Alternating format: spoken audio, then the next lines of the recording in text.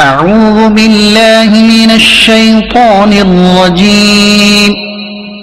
پناہ مانگتا ہوں اللہ کی شیطان مردود سے.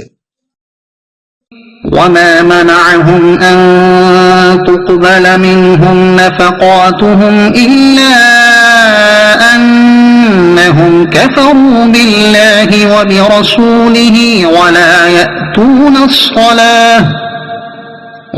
يأتون الصلاة إلا وهم كسالى ولا ينفقون إلا وهم كارهون.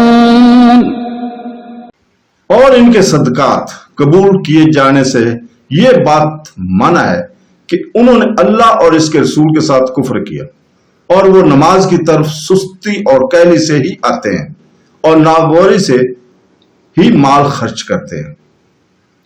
And what prevent their expenditures from being accepted from them but that they have disbelieved in Allah and in his messenger, and that they come not to prayer except while they are lazy, and that they do not spend except while they are unwilling. صدق اللہ العظیم.